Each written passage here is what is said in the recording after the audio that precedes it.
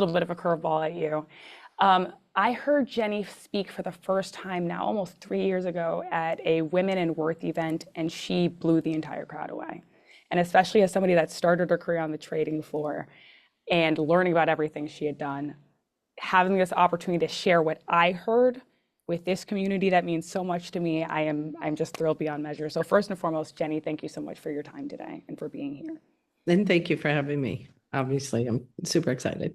But you know I have to do the full intro, so we're going to do that part. Okay. So Jenny Just is an investor, founder, and one of the few self-made female billionaires in America. After building Peak Six into a multi-billion-dollar fintech enterprise, she turned her focus to helping women strengthen their strategic and leadership muscles through Poker Power, the company she co-founded with her daughter. I think somebody doesn't have their mute on. If you don't mind terribly, please do so at this time. Today, Jenny draws on lessons from the trading floor, the boardroom, and the poker table to reimagine how women approach risk, resilience, and growth, both personally and professionally. So, Jenny, what inspired you to explore the connection between poker and leadership in the first place? So the interesting thing, I think the most interesting thing is I didn't grow up as a poker player, and people usually assume that. So poker came into my world in 2019 when you were graduating from HBS, and because of my daughter. So she was 14 at the time. She's actually now a junior at Harvard. So she's 20 years old. And she was losing a tennis match, of all things. So her dad was frustrated. He was a college athlete and sort of came home and was chirping about, how she should have beaten this. She probably was more talented, but losing. And said, she may as well be hitting against a wall.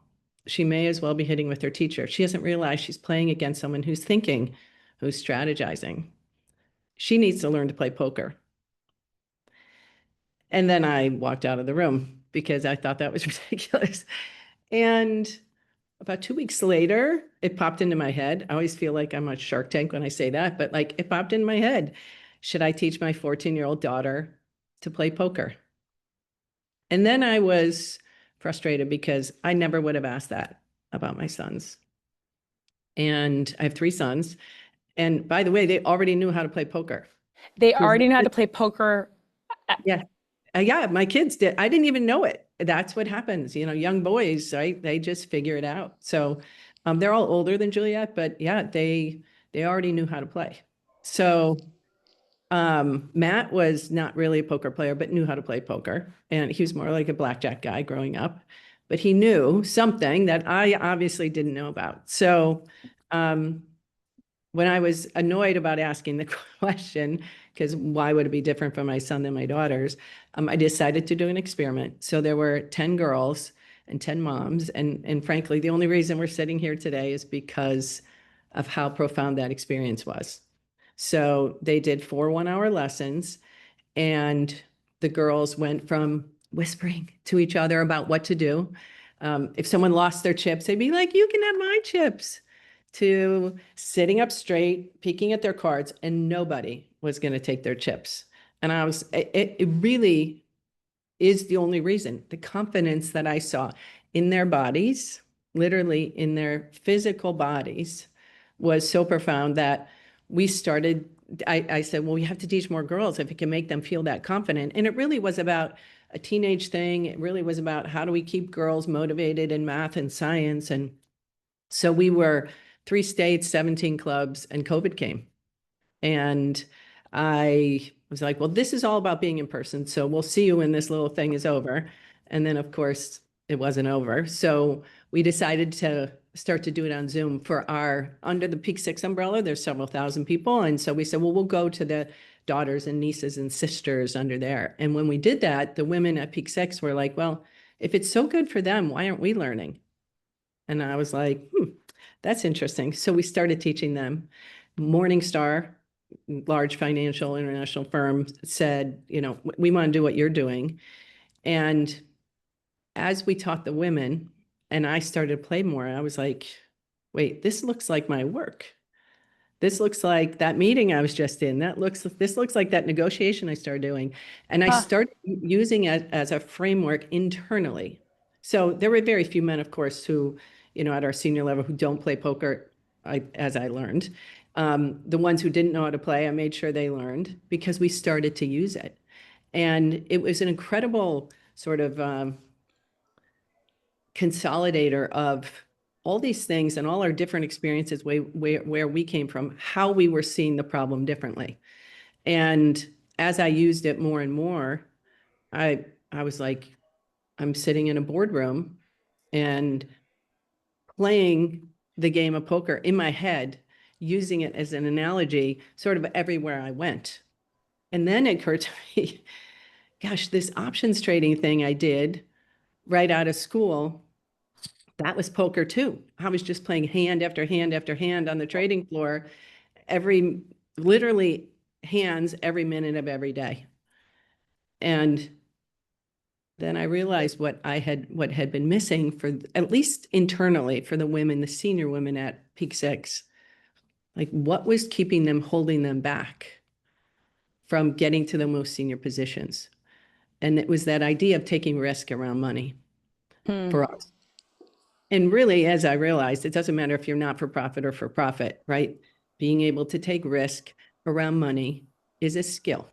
And the young boys and people who learn poker at early ages are learning how to do that and get comfortable doing it at a really, I mean, it tends to be 10, 12, 16, 18. So by the time we're at that first rung on the ladder, where men, we know from research, right, they're taking risk with 60% confidence, and women need 90+% confidence. It's It, not because they know something or have something. They've just been doing it for longer. I want to do a quick experiment right now. I'm Yeah. just curious if you wouldn't mind raising your hand if you knew how to play poker or already know how to play poker. And then if you do raise your hand, just drop in the chat when you learned, because I'm actually quite curious. Yeah. So, question one, do you know how to play poker? And Mhm. if so, when did you learn? Um, Jenny, like you're doing an incredible job sharing the story, but I also just want to play just a quick 20-second teaser of like how poker power is already translated into the world. So here's just a little teaser of poker power if you didn't know about it already. Poker is so much more than just a card game. Playing poker can teach you skills and lessons that you can take throughout your entire life. Our goal is to get you to the table, playing and competent at the table in a safe environment, networking, and then of course being able to take that back and use it in your daily and your work life. So that was just a little bit of the energy. We'll drop the full teaser in the chat in case you want to watch the full thing. And of course, we definitely encourage going to check out. Oh, look at that. So Wendy actually has already been to a Poker Power event. So there are some women in the room that have already experienced the joy of what you've built. But I actually want to get really concrete about these moments for you where you realize that you were truly onto something. And was there a moment or experience that made you realize this work was so much more about the game and it was about women learning to show up in moments of risk and decision making? So first of all, thanks for playing the little teaser. It's always fun. So the moment I really did this is right in the very beginning, right as we were coming out of COVID. And super interesting that the banks, in my opinion, and some of the very more conservative banks started playing poker with us early. But there was a woman who I remember, it was on a Friday. On a Monday morning, I got an email from her. And she said a statement that like I think sort of speaks volumes about when we're all across the country. She doesn't really know this, that I use this quote. She said, I realized I wasn't playing to win. I was playing not to lose. And it's a subtle but really important difference. Yeah. The second thing then I think that really, when we really knew, is when I started getting commentary from such a wide variety of industries.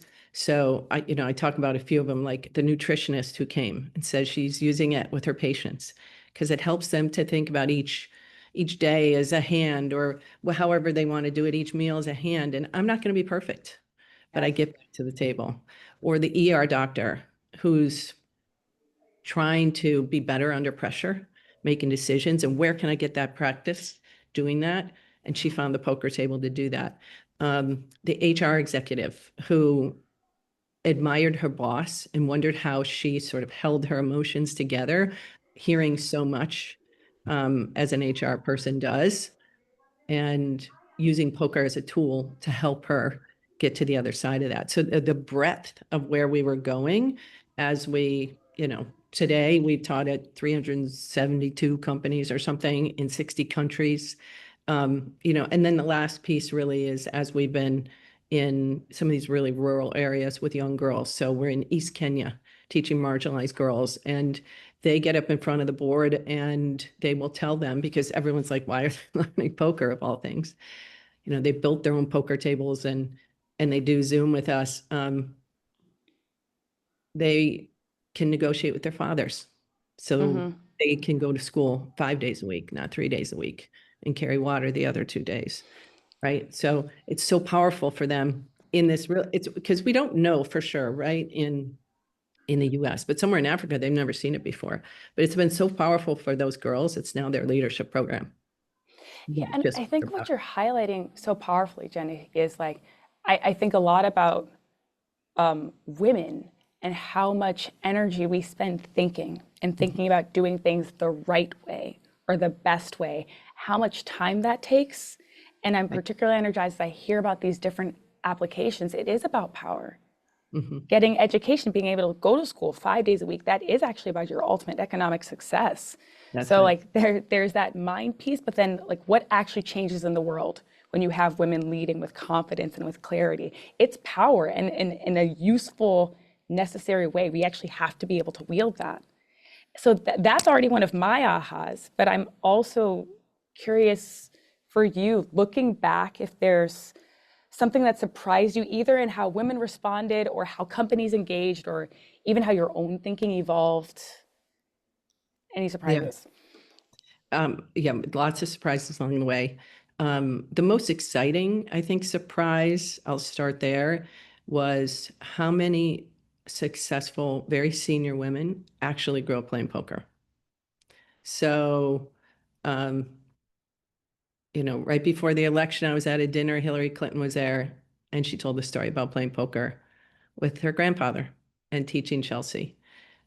Lisa Su, who was AMD Time CEO of the Year just this past year, but I think was the only other time a woman was Time CEO of the Year, was also Lisa Su, but an earlier year, grew up playing poker.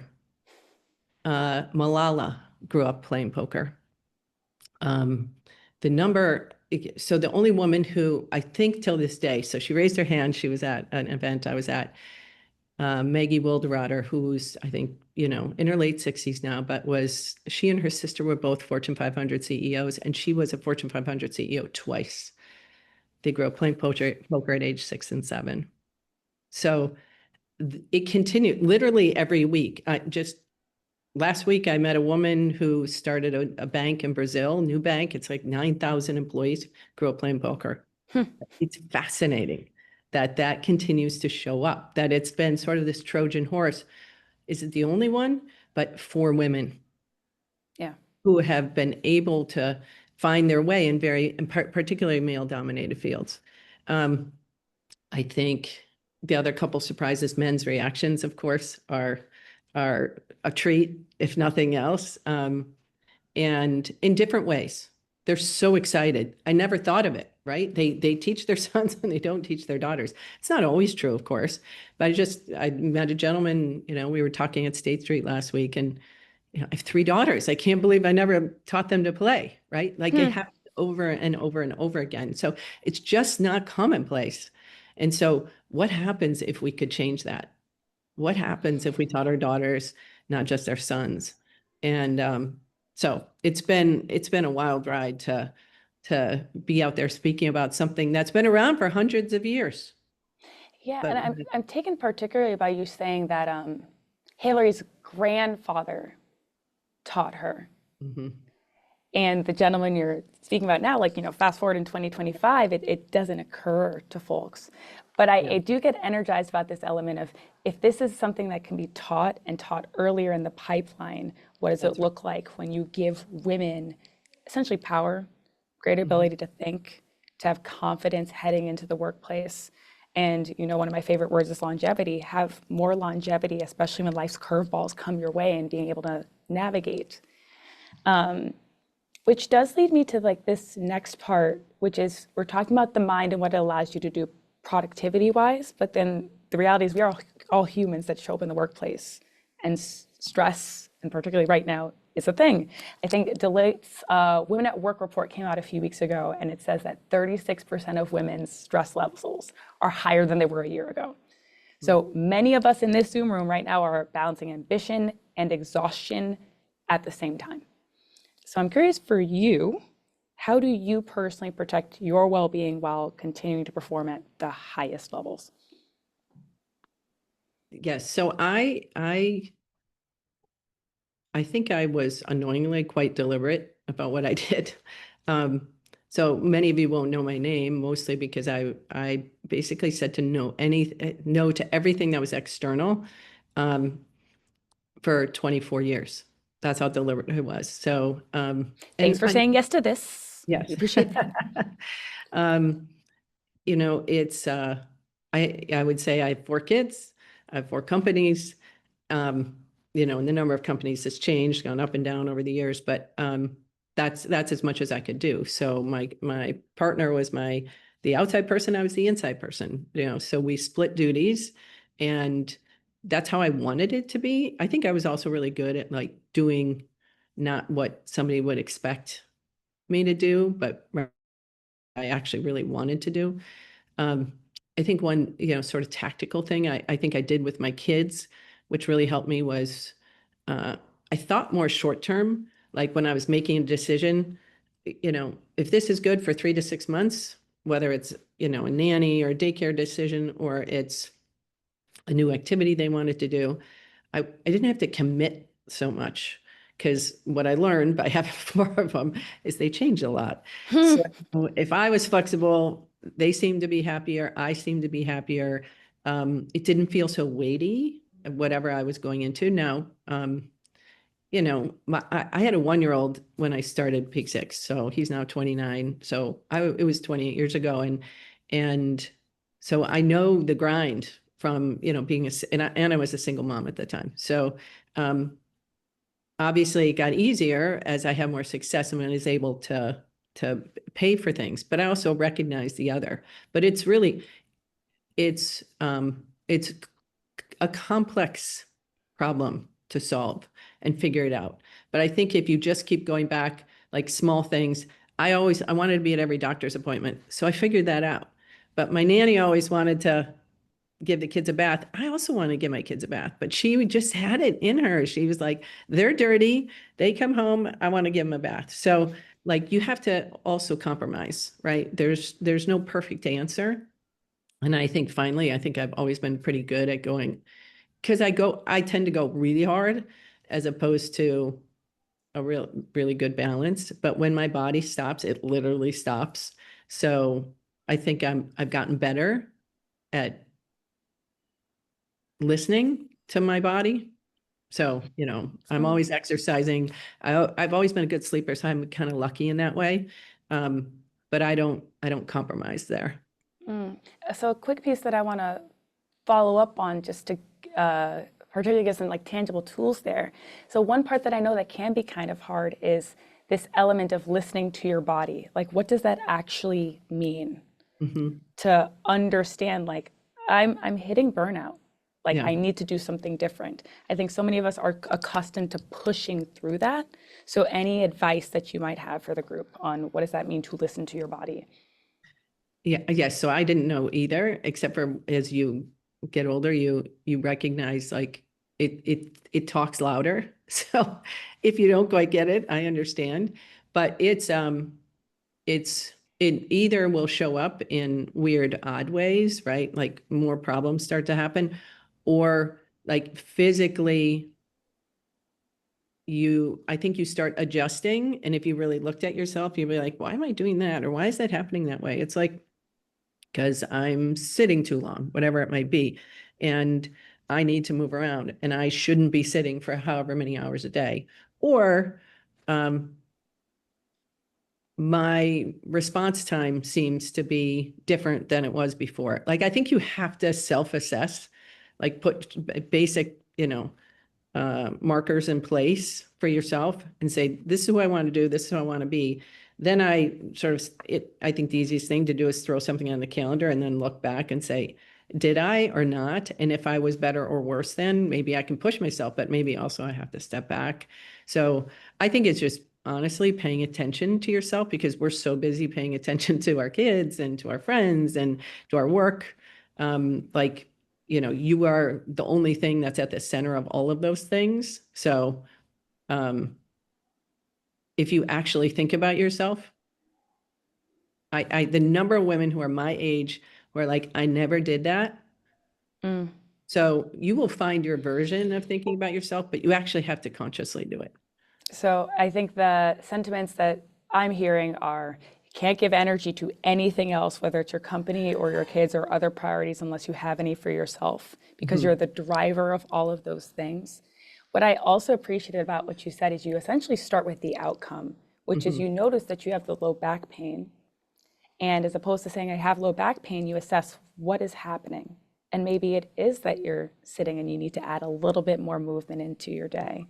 Or maybe it is actually the time that, like, knowing that you're not meant to go through life with back pain, you Right. do go get checked out. So what's the outcome that's happening? And then how can you make these little tweaks along the way to manage yourself better? And it's never about perfection. So that's essentially what I heard you say, but more or less. And by the way, when I meet senior women, they're really good at it. It's amazing how much time, how busy they are, but how they find time for that. There's a phrase called the busy badge. And sometimes it's saying, like, I'm so busy, I'm so busy. And we actually kind of choose the things that go into our calendar. And again, like harnessing like the power of incrementality. What's one of those things that you can take off your plate so you can actually focus on the key priority, which is you? That's right. So to that point, you're essentially highlighting that the more senior you get, or the higher the ladder that you climb, the more important it is that you harness these key skills, listening to yourself, risk decision making. And for everyone in this room, could you highlight one or two lessons on that that directly translate to leadership? Sure. So I think, probably everybody here is a leader of some form or fashion, and who they want to be as a leader, right? Again, something to think about, because some people don't really want that role. They think they want it, but they don't really want it. So assuming that is something you're vying for, right? So two of the most critical things that I think we don't learn, I don't know if we learn it at HBS, but is how to take risk and how to be a good decision maker. There's actually a lot of decision making, like institutes and studies and things that are coming up that hopefully Poker Power will be part of. But you can practice, and you need to practice, and you need to be better at them. And if you want to be a very senior leader, you need to be excellent at taking risk and making decisions, in particular around money. So I mentioned that earlier.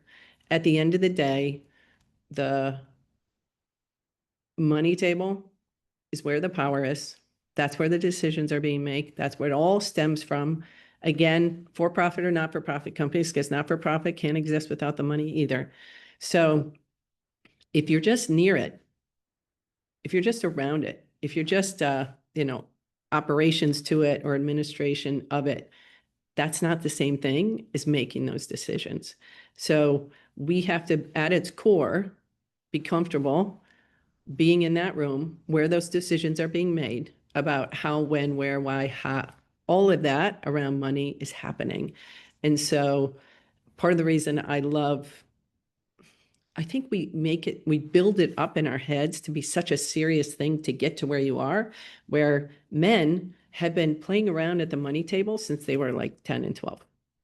So in many different ways, they do that. They do that through sports betting. They do that through fantasy stuff. They do that, obviously, at the poker table. But women don't do that in their hobbies and their play. So we have catching up to do. So, but it's not about ability or capability. It's just about practice. So we have to practice getting good around that. Now, when we teach at Poker Power, we don't play for money. And oftentimes men will say, well, you're not really playing poker then. Well, we're at the very beginning of this journey, just like they were at the beginning of the journey when they were very young. So eventually, we will get to that place. But like people say, well, how often do you play poker? I said, I play poker every day. At work. That's what I'm doing. So what you will start to connect those dots as a more and more senior person, if you are part of that room, if your work starts looking more like that poker game you're practicing at. I think the other part that I so loved hearing you say was like this word play, and that there's a little bit of fun and joy and finding ways, even now, in just practical ways to like take little risks and make it joyful. Because you're right, men do like have their leagues and their like things that don't always involve money. Sometimes they do, but decreasing the weight around it can actually translate to when you are at the real money table. And then maybe just like particularly for anybody who's kind of in the midst of the job search right now, we actually have a WhatsApp group for women in transition. Anything you might highlight for women that are thinking about taking their next step or taking a risk as they're thinking about the job market right now? So I think, it's a super exciting time to be, 20, 30, 40 years old, because the longevity of the amount of opportunities you get to have now, having a longer, hopefully working life, means you get to try more. And we always talk about taking more risks with an S. So that next job never has to be the perfect answer. But, I would think about it more like a jungle gym than a ladder, right? So I'm going to work my way around. Somebody else smarter than me said that, not me.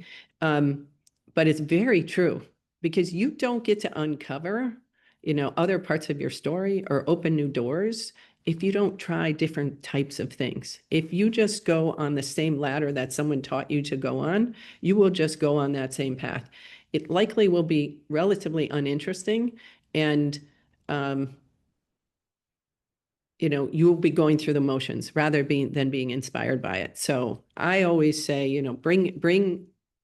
really think about what motivates you and inspires you, and take a risk with your jobs. It's not just about money. As much as, there's a whole thing about negotiating and women and doing all that kind of stuff. It's not always about getting more money. It's about doing what you want to do, because that's what's going to get you the most, economic and personal benefit, because you will want to work for that and do that type of work. So I say try with more risk, right? You can always leave the job. It doesn't have to be perfect. I just want to highlight one more quick thing, and then if you have questions for Jenny, start to throw them in the chat, because we're going to transition to Q&A in just a moment, which is, I think when we highlight the fact that human health span is approaching 80, 90, 100, we think about these evolutions, we're not just thinking about 30 or 40. Like when I meet somebody who is 60 now, I'm like, you have a whole 20, 30 years. What do you want to do?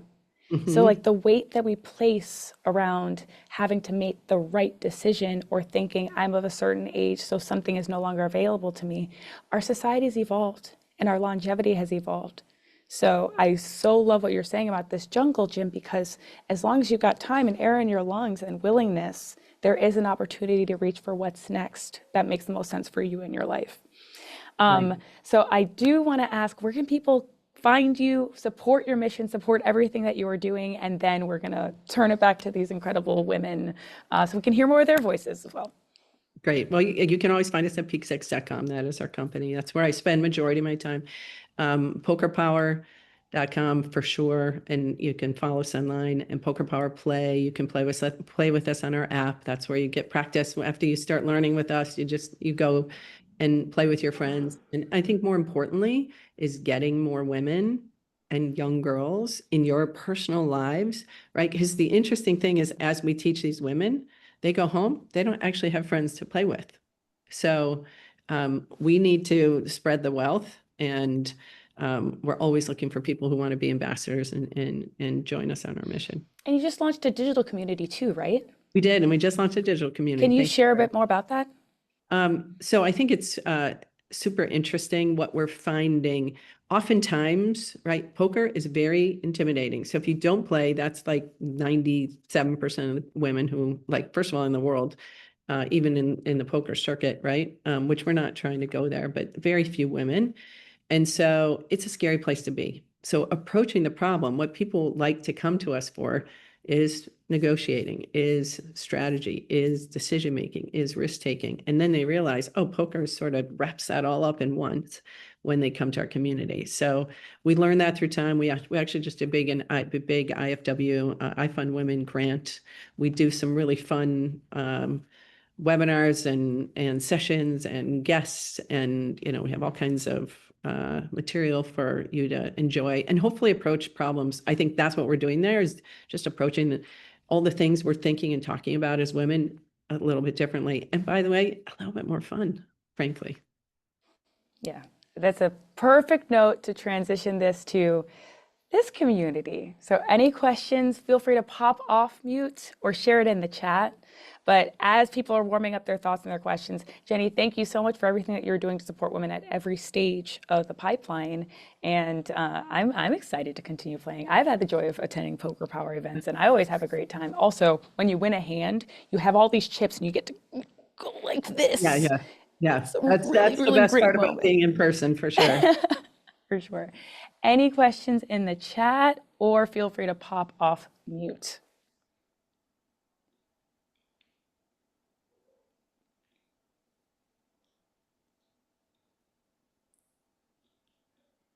Deborah, go ahead.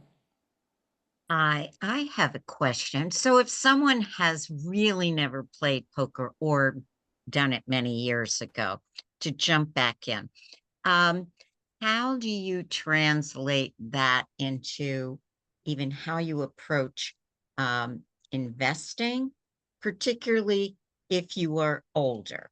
So you've got a shorter runway, volatility matters more. So I'm just curious how you apply the same thinking. Yeah, we love this question. And of course, ultimately at Peak Six, we're about democratizing finance. So we care about this a lot. We educate around it a lot. And hopefully we blend, because poker is, because women know nothing, literally know nothing. They played cards before, but since we're starting at squares, zero, we're hopefully going to build a bridge between poker and just money in general. In regards to investing, so what we always say, right, for any age, the easiest way to understand and to ask the right questions about money is actually have to take some risk around it.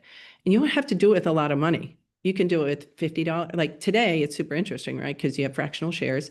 One of our companies was the first one to ever do that, Apex FinTech Solutions.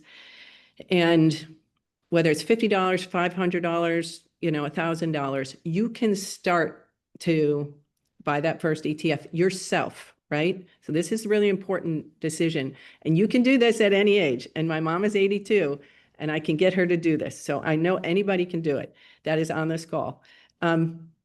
Those mobile apps, and there's so many, and we can talk about different ones at some other point in time, but like pressing the button is incredibly empowering and incredibly important. And so whether you're buying your first stock, you're buying your first crypto, because what ends up happening when you have a share of stock, it's like reading about skiing versus getting on the mountain. How much do you know about skiing by reading about it? Not very much. So then how do you have questions to ask your financial advisor? How do you know? Because you can't, the experience is not real enough for you. So we always talk about taking those small dollars and starting to execute and watch, right? And so we talk about a few different types. You might buy a share of stock of somewhere that you frequent often, right? You might buy a share of stock that seems more risky. You might buy a share of stock that seems like it's hot in the market. And AI stock would be the most obvious, right? But we're all talking literally $10, $25. We know at $50, people, it's some magic number where people care no matter how much money you have. So, and you take that coffee money and start exercising that muscle, then you will start to feel like, how much you know, how much I don't know, what questions I can start to ask my, people who I trust in my community, about financial advice. I am a big proponent of getting on the mountain. I think it's the best way to learn. Oh, and you're speaking my language when you're saying exercise it like a muscle. The takeaway here is start small, and Yep. something like your coffee money is enough. Amanda, you raised a hand, and then Liz, I think we're going to end on your question. Okay, yeah, thank you so much. So much of this is really resonating with me. I work at a hedge fund, and I also started learning how to play poker last year with some of my girlfriends. Maybe too much information, but actually one of my girlfriends in San Francisco, where I'm based, has been teaching a group of us just casually, which has been really nice. And then I also know exactly what you're talking about when I transitioned from like just doing investment research to having to put in my own trades was a very, very different feeling. So a lot of what you're saying resonates, but I actually wanted to like ask more about kind of just what you were talking about with investing. I actually find, and I've been working on this a lot at my fund with other women, even though we're a really tiny group. uh just like trying to I would like to try and get more women to invest and be in more investment roles. And what you were talking about with poker, where like women aren't playing it from a young age, what I find actually in kind of investing is like a lot of boys talk about trading stocks from a really young age. And even now, I would say at the age of like 33, I've only recently had a lot of women ask me about how to invest. But before then, I have a lot of really, really smart girlfriends who just like want to talk about like boys and not like business and stuff in our social time. So I was wondering if like you have plans to kind of like not just teach poker, but like teach poker and then teach investing, or how you, I don't know, like at what age did you give your daughter a brokerage account, for example? Like, how do you think about getting your daughter or women to invest from a young age, and also trying to get other girls to think about investing in the same way that boys talk about stocks, and if that's something that's going to be kind of like an extension of what you're doing with everything in poker, or whether it's maybe something that is like you're doing it at the same time. But I just really wanted to get your thoughts on that. Yeah. Sorry So for the yes. long-winded question. Thank you. Yeah. So yes, and yes. Wildly important to me personally. I know that's where the power is. The equality is going to come from getting women comfortable making those decisions around money. So I will answer the specific question, which is my daughter probably had an account, it was 12, 13 or 14, somewhere in there.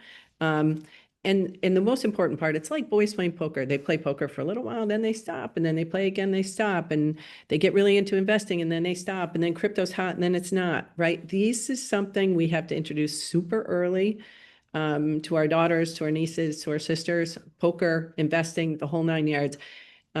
Poker is a really hard hill to climb. Nobody has ever done it in the world who's gotten 1 million girls and women to play poker. So ever. So we are starting there. It seems like trading and investing might be easier, but they are basically one and the same thing. And we get over this hump. That other hump is going to come really easily. And that is what, we do at Peak Six, at Apex FinTech Solutions. 65%, 70% of the retail broker dealers on this planet actually use our tech. Robinhood got their start with us before they went on their own. But think SoFi, Ally, Webull, Public Stash. That is what we do. So I have all the tech ready to do it. We just have to get our girls prepped and ready. And the more the women at HBS can help support, the better off we're going to be.